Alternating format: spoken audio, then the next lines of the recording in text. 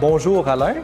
Bonjour Félix. Merci d'avoir accepté l'invitation. Je suis très heureux que tu aies accepté de faire ce tour d'horizon de ton parcours intellectuel et académique, donc politologue tout-terrain, j'oserais dire, mais tu es également un chercheur qui a produit des monographies personnelles qui ont connu un succès assez impressionnant. Je pense notamment à ce triptyque qui demeure inachevé à ce jour. On a 2 titres déjà qui sont sortis. Je pense à La raison du plus fort, à L'âge des incertitudes et en ce moment, le livre sur lequel tu es en train de travailler, Le choc des légitimités.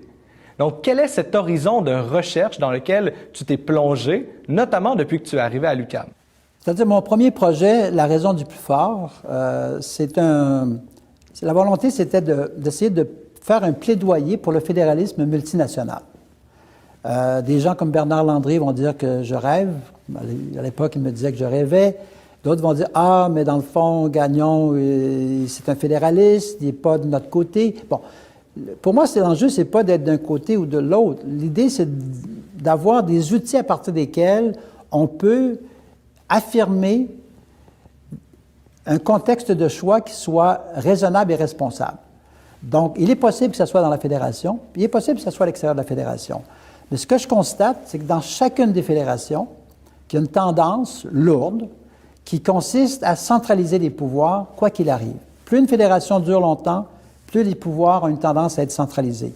Des auteurs comme Edmond Orban ont déjà travaillé là-dessus, nous ont présenté cette intuition, mais en fouillant de façon systématique, que ce soit la fédération suisse, que ce soit la fédération allemande, la fédération américaine, la fédération canadienne, on voit qu'il y a des tendances lourdes qui mènent à la centralisation des pouvoirs.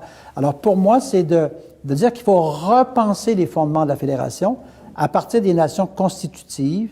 Et si on est en mesure de faire ça, donc là, on donne de la substance à l'existence même des nations constitutives. Et là, on est légitime pour aller de l'avant avec un projet de société qui est convergent, qui est commun, où il y a une grande solidarité, beaucoup de mutualité. Dans le deuxième ouvrage, celui qu'on a appelé L'âge des incertitudes, une série d'essais sur le fédéralisme et la diversité nationale, je constate que les nations majoritaires font peu de place. Pas juste simplement les institutions qui, elles, sont de plus en plus une volonté à la centralisation, mais les nations majoritaires sont peu intéressées par l'idée de reconnaître les nations minoritaires. Donc, elles veulent imposer une façon de voir les choses, elles veulent imposer une éthique spécifique, une façon de penser l'éthique. Et je pense qu'il faut, nous, qui appartenons à ces nations minoritaires, déconstruire cette façon de voir les choses et proposer un récit concurrent, légitime, mais concurrent. Et c'est dans la mesure où on sera en position de développer ces discours en concurrence que la démocratie va s'enrichir, que la liberté va pouvoir advenir. Donc, c'est un livre qui s'est concentré beaucoup là-dessus, qui a eu un écho international majeur. Et j'espère qu'il va continuer à qu'il va continuer encore à être traduit et tout, mais c'est certain que c'est celui pour lequel aujourd'hui je suis le plus fier.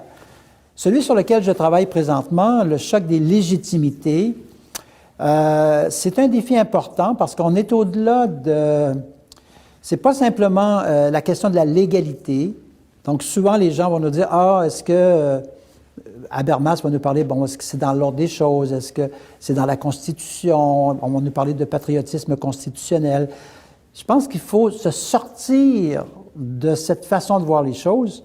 On n'est pas dans le patriotisme constitutionnel, parce que moi, le patriotisme constitutionnel, c'est du nationalisme de patriote. Donc, il faut qu'on sorte de ça et qu'on se penche sur la façon dont les communautés politiques elles-mêmes peuvent construire, projeter leur avenir. Et peut-être qu'il y a des réponses qu'on peut trouver dans le renvoi de la Cour suprême concernant le droit du Québec de faire sécession. Dans ce renvoi-là, il y a beaucoup d'éléments qui misent sur la légitimité des revendications des nations fondatrices.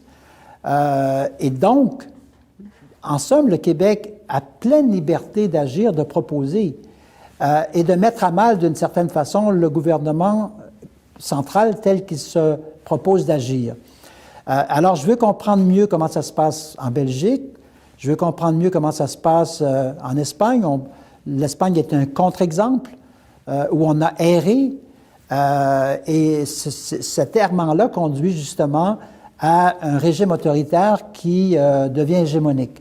Donc, la façon dont on a pensé le patriotisme constitutionnel en Espagne se trouve à délégitimer le système politique en place. Et donc, il faut trouver une alternative et donner la voix. Mon étudiant au doctorat, Étienne Schmitt, parlait des voix aphones.